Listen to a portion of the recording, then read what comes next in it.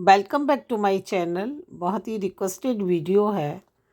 जब मेरे व्यूवर ने कहा कि हुल्का स्टक पर आप वीडियो भेजें कि हमें क्या करना चाहिए और क्या नहीं करना चाहिए। वैसे तो हुल्का स्टक लग चुके हैं।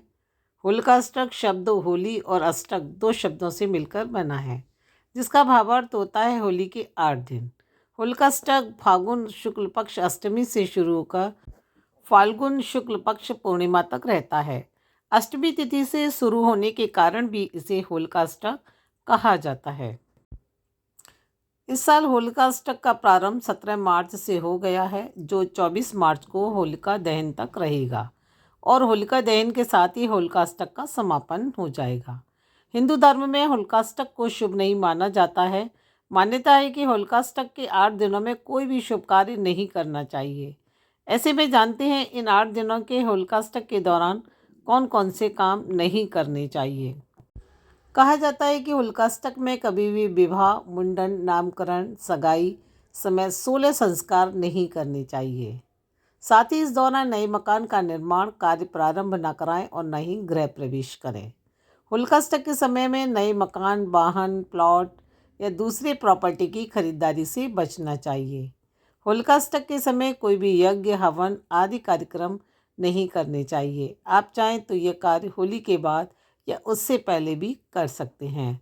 साथ ही होलिकाष्टक के दौरान नौकरी परिवर्तन से भी बचना चाहिए। यदि नई जॉब ज्वाइन करनी है तो उसे होलिकाष्टक से पहले या बाद में करें। साथ ही ये भी कहा जाता है कि होलिकाष्टक के समय में कोई भी नया बिजनेस शुरू नहीं करना चाहिए, क्योंकि नए बिजनेस की शुरुआत के लिए ये समय अच्छा नहीं माना जाता है। होलिकाष्टक में क्यों नहीं किए जाते शुभ कार्य, आइए जानते हैं। पौराणिक मान्यता के अनुसार कामदेव ने भगवान शिव की तपस्या भंग कर दी थी। इसे रुष्ट होकर शिवजी ने प्रेम के देवता कामदेव को फाल्गुन माह की अष्टमी तिथि के दिन ही भस्म कर दिया था। इसके बाद कामदेव की पत्नी रति ने शिव की आराधना की और कामदेव को पुनर्जीवित करने की प्रार्थना की, जिसके बाद शिवजी ने रति की प्रार्थना स्वीकार कर ली। महादेव के इस निर्णय के बाद कामदेव फिर से जीवित हो गए और होलिकाष्टक का समापन हो गया। साथ ही लोगों ने इसकी खुशी में जश्न मनाया। तभी से होली के पर्व की भी शुरुआत हुई।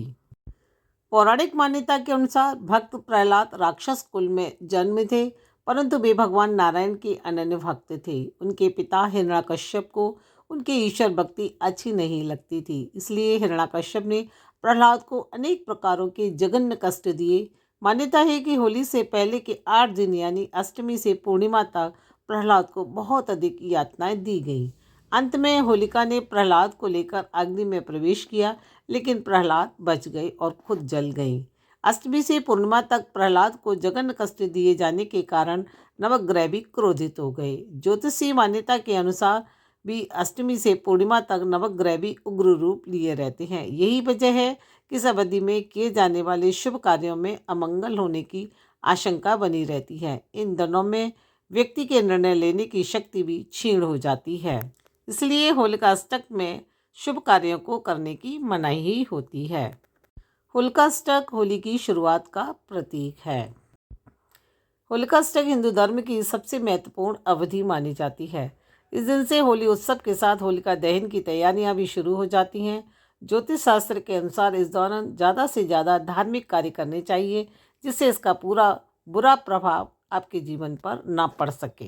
तो ये थी होलिकाष्टक से जुड़ी कुछ पौराणिक मान्यताएं।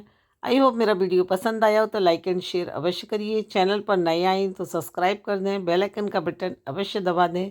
मिलते हैं अगले वीडियो में नई जानकारी के साथ। तब तक के लिए नमस्कार, धन्यवाद।